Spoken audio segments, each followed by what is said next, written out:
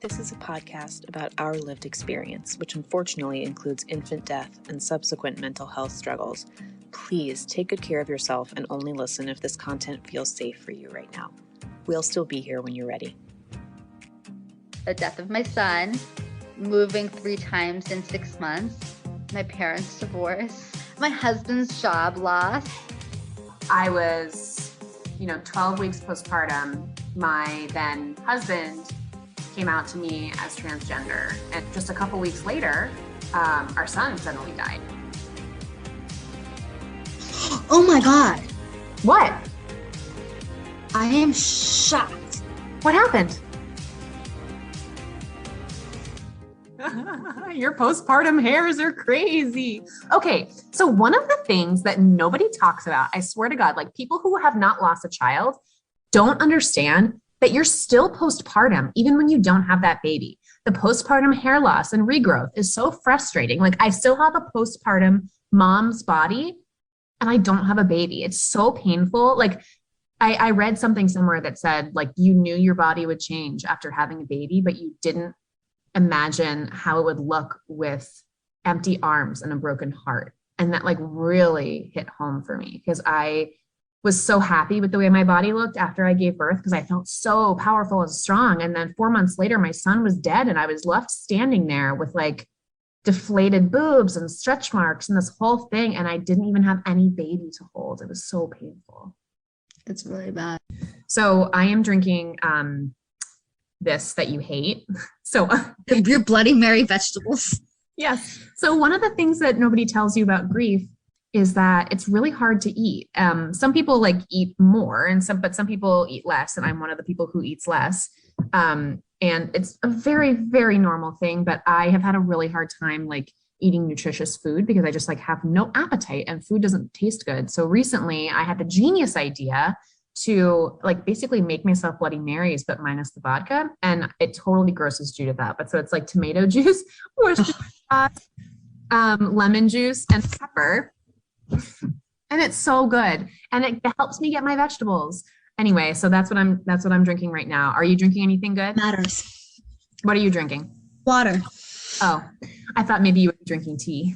Oh, I do like my tea. Today, I thought that it might be good for us to talk about, where are we? Because you guys now know what happened to us. You know that I lost my husband and my son within the span of 3 weeks. My husband came out to me as transgender, so I didn't lose her, the person, but I did lose, her as she existed before as my husband. And then of course my son dying of SIDS in January. So it is November as we film this. So we are still within a year from that loss. But basically the point of this podcast, we really want to record every step along the journey toward something better than what we have right now. And, for me, I talked last episode about wanting a nuclear family again, wanting a husband again, wanting a baby again, kids, living children. And so right now, what I'm doing is I am actually currently still in the process of getting divorced.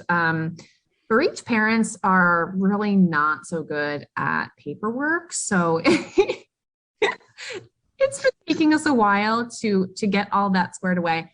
But we are about to file for divorce any day now when I hear back from my attorney. I am dating again, which is crazy. Entertaining on the outside. It's entertaining for sure, even for me. I've had some good dates. I've had some really just not so good dates. And I'm sure I will keep everybody updated if there's any developments on that front. I work full-time right now, but I actually recently applied for leave. So I live in the state of Massachusetts and we have a paid leave bill. And I recently applied to work part-time instead of full-time because I was feeling like it was just too much. Like grief is a full-time job. Grief is more than a full-time job. It's too much to grieve and try to be a fully functional 40-hour-a-week employee. It really just is. And it was not, I was pulling it off at work, but my mental health was suffering. So I'm hoping that gets approved. And yeah, I mean, other than that, I stay in my apartment. You sold your house? You're selling your house? Yeah. So my ex and I, who I will refer to as Chloe on this podcast, Chloe and I are selling our home that we bought, when I was pregnant, that we imagined raising our family in. We are in the process of selling our home. And I moved to my own little apartment with my 2 cats, and I live alone for the first time in my entire life. And honestly, I love it. I'm an introvert, and I love being alone. I love that when I put something down, it's still there. Like when I leave the room and come back, like I only have to order groceries for myself. Although speaking of that, the other day I was ordering groceries, and I ordered bananas, which I hate bananas, Judith. Why did you order them? Because you forgot? I hate bananas, and I've been ordering groceries for me and Chloe for so long. Yeah.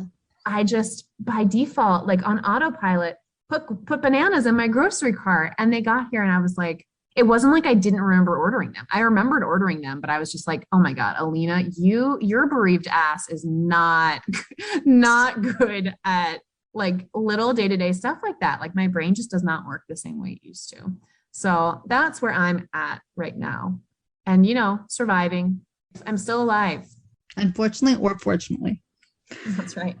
Until known. It wasn't until otherwise known. Until proven otherwise? No. Yeah, until proven otherwise. My poor brain. My broken brain. Oh dear Lord. Okay. My status. Okay. I live on the West Coast right now. And for me, happier ever after, I spoke about living in one place with alive children and stability. I think stability is probably the most important thing to me because my life has been so unstable as of yet. We moved to be closer to my parents, and when we were pregnant with Aiden, and I thought we'd only be here for a couple of months and then move back. But Aiden was born in December and he died in March. And once he died, I couldn't leave him here because he's buried here in Los Angeles. So instead we gave up our apartment because we just really needed extra help with eating and living and remembering to do laundry. So we moved into my parents' house. We lived there for about 6 months, and then my parents decided to get divorced. So I lived with them the last 6 months of their marriage, as you can imagine, was an adventure. And then I found out I was pregnant, and that was good news, but it's still a lot to be grieving and pregnant. And then my husband lost his job because he had been billing fewer hours ever since our son died. And then I moved out of my parents' house. I moved once. I'm moving in 3 weeks again, and I'm having a baby. I have absolutely no idea where or if I'll how I'm going to deal with this insurance, or if we'll be employed, or where we're going to live, or what our life is going to look like. So my status, while I'm interviewing for jobs, that's my status. I found health insurance, another bonus. I think interviewing while grieving and pregnant is a beast in itself. Hold on one second. Oh my God. What? I am shocked. What happened?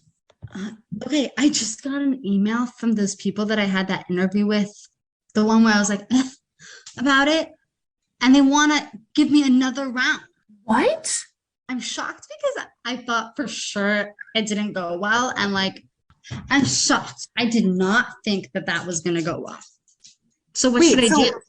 So they're moving you forward? Yeah, this is what it says. It said, we really appreciate talking to you and want to invite you to the final round interview with the hiring committee. And then it says, brief bio, the interviews will be 1 hour on Zoom. Are you available November 8th? And then it said, please provide 3 references. Can you confirm the earliest possible start date? Our goal is to make a decision so they can come for the staff retreat the week of December 6th. Ooh, that's not going to be good for you. I know. It's not gonna be good for me. We have to explain why. It's not gonna be good for me because my son's birthday is 6 days later. Yeah. Okay. So hang on. So you had the interview you just got an email about was 2 days ago, and you thought it had gone well. And then they just emailed you and said, it turns out it did go well and they want to move you forward, right? And then just literally 1 minute before we got on to talk just now, had an interview that you feel like went well with a consulting thing. That's what you were just talking about. Yeah. But the factors that I think about when I think about these jobs are the fact that I'm pregnant, factor one, the fact that I'm grieving, factor two, that my brain is not fully available all the time. And that once the baby is born, I need a job that's going to work for my grieving, anxious brain that won't want to leave the baby alone to breathe. Right. Very little of this is the actual job itself. You ask a question in the job interview that's like, how do you handle when a new mom is so fucking anxious that her baby's going to die that she can't actually work at all and just needs to watch her baby? That's the information I need. The woman, she's like, how do you feel about a job that isn't consistent, where you like have times where you're busy, but then times where you're not? And I was like, that works well for my life. I was like, that works well for my life because I am not fully available every day, all the time. I said to her, I was like, this is what I said. What I meant was lie on the floor. I said, I like to hike. What I meant was, I like to cry on the floor, but I couldn't say that. So I was like, I like to hike. So it's nice to schedule in time to hike. Oh my God. All right. So just to give you guys like a sense of when I say that there's a lot going on, like this is just some of the stuff that has happened in the last week.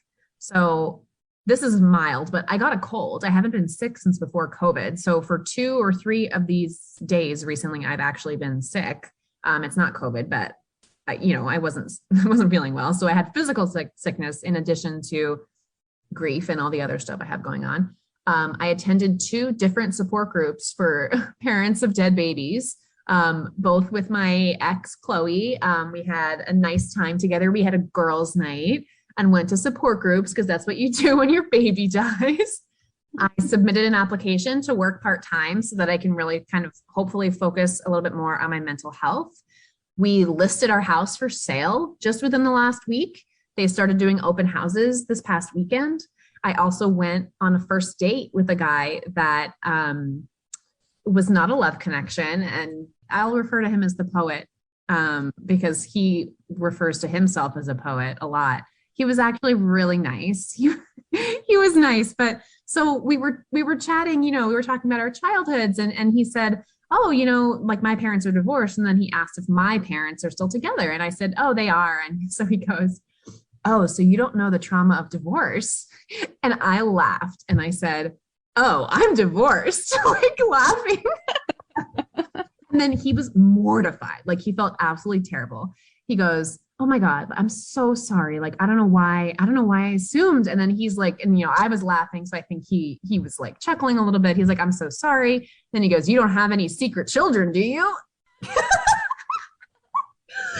I'm like, so again, I'm laughing because I'm like, telling somebody that my child has died is like nowhere near the worst part of my day.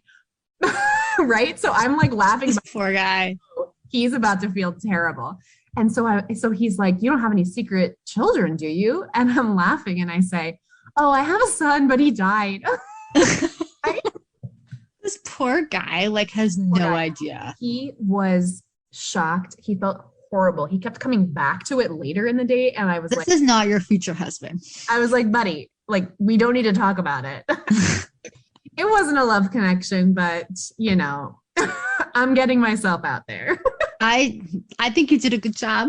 I don't know what is a good way to say I'm getting divorced and I lost a baby. I'm not quite sure what the protocol is there. Seems like there's no good way. I've been telling people, pretty much everybody on the first date, and some men have seemed to be a little bit more freaked out by the divorce, and some men have seemed to be a little bit more freaked out by the dead baby. But you have trauma for everyone, Alina. You have trauma for everyone. It's like, what's your flavor of trauma? Like everybody, for the most part, like by and large, everybody still wants to see me again, and I keep having to dump people. So I think I'm like, what's wrong with them? They should be like more I concerned. know. So that gives me some hope that I will find somebody. I mean, that's the thing. Like, I'm a nice person. Like, I know I'm a good partner, and I'm fun, and I'm funny, and I'm nice, and I'm, not hideous. I'm not like the most beautiful person on planet Earth. Like, I'm not like, I think yeah. you're a perfect catch. Thank You're you. an excellent catch. With a dead baby.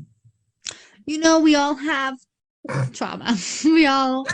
That's what I try to tell myself when I am on these interviews. I'm like, everyone has something, right? Yeah. I happen to have a lot of things, but some people maybe. So speaking of a lot of things, share with everybody what you have done in the last week. I'm trying to remember. I had 3 interviews. I finalized the language for my son's headstone. I had a picnic with my friend at the cemetery. Like 100% true, I did. I worked on a small project helping somebody who's starting like an Italian travel company. I'm trying to think what else. Oh, and this is most important. I had our intake meeting for the research study that Aiden is a part of to have a better understanding of what happens in his particular SIDS case, because there's a few different theories behind what causes SIDS. So I spent a long time tracking down our family history, autopsy reports. Yesterday, I called like a bunch of police stations to try and get our police report documented. I have to call my and get the pediatrician to get his neonatal records, which is a conversation in itself. Every time I have to call the pediatrician, it's like always just so awkward. And I had my 16-week appointment for this pregnancy that I'm pregnant with now. So that's what I dealt with this week. I would say for me, like the most challenging moment was when I had an interview, and I know that legally they're not allowed to ask, do you have kids? But one particular interview I had, the person just casually said, like, do you have kids? Like, because he was asking about where I wanted to live. And I just like paused for the longest pause of life because I had no idea how to answer that question. I think I kind of feel like I have 2 half children right now, like, but 2 halves don't make a whole. So I just ended up saying, unfortunately, I have a son who passed away. And then the interviewer said, oh shit. And I thought to myself, yeah, that's right. Oh shit. Haven't heard back from that company. But you never know. But you never know. So that was my week in terms of how I'm getting to my happier ever after. I'm interviewing. I'm taking the best care that I possibly can, given my circumstances of my body. I'm trying to ease my anxiety when every time I wake up in the middle of the night and think that this baby is dead. Last night, I woke up with a headache at 2 a.m. It's totally unrelated. And I was convinced I had a brain aneurysm. So I wouldn't let myself go back to sleep because I was like, I can't go back to sleep because my husband's going to find me dead in the morning. So then I just sat there awake until finally I took Tylenol and I felt better and I went to sleep. So there is some SIDS trauma for you. And that's our lives. Those are our lives. Do people want to hear this? Like, is this so sad and depressing? I was just thinking that, like, I don't know that I would, this is depressing. Our lives are, ugh. Maybe instead of talking about our depressing lives, we should talk about it from the angle of like SIDS. Because that's not depressing. That's depressing too, but this just sounds so sad. I don't want to listen to someone's sad life. It's like, Judith, the whole point of this podcast is to share what our lives are actually like as grieving moms. But I think it's more interesting to listen to our brain processes as we go. Like, I think what was most interesting about what we spoke about is like what it's like telling someone on a first date. Yeah. Yeah. What it's like selling your house when your baby lived there, or what it's like having to go through an interview, or when people ask you, do you have kids? Like, that part to me is more interesting than like, this is everything hard I dealt with in the past. But I think we're still in this beginning phase where like nobody knows anything about us yet. So I think like all this shit, like I think they have to hear all this shit so they get a sense of like where we are. And like next time, like going forward, it won't be so much exposition of crap. Yeah. Well, I just went through like 20 hard things and now I'm feeling like down. was like, wow, this is really hard. I don't feel as sad as my life sounds most of the time. I don't either. You're right. I agree. I would say that's what's most surprising about grief. 90% of the time, I don't feel as sad as my life sounds. And the last 10%, I am so much sadder than my life could ever imagine. Yes. 100% agree. Whoa, your boobs are... I know. Don't even get me started on the boobs. Don't even... They're too big. I almost feel like I should donate some. Hey. There's so many women who want bigger boobs. Like, how can I share?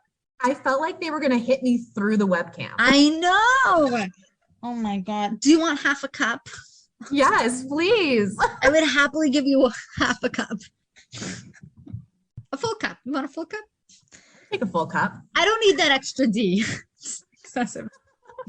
I feel it feels so good. This is like a creative like pursuit. Like I'm not a creative person. Like I don't do creative stuff. Like I paint sometimes, but like I'm like copying like tutorials on the internet or like exactly what something looks like from, you know, a picture. Like yeah, something that's very creative. I'm making something from nothing and it feels so good to have something to do. Like I stayed up till 11 last night, Judith. I know. And it also feels good to feel competent. Yes, it does. It does. It feels so good to accomplish something. You know, I'm so proud of us. Okay, I will talk to you later. Okay, we did such a good job. We are recording a podcast. I'm so proud. This is me high-fiving you. I love you. Wait, have we said I love you? Did I just say I love you for the first time? No, but I did. You did say I love you.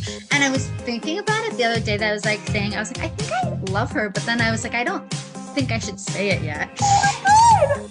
This is so cute. You? I love you too.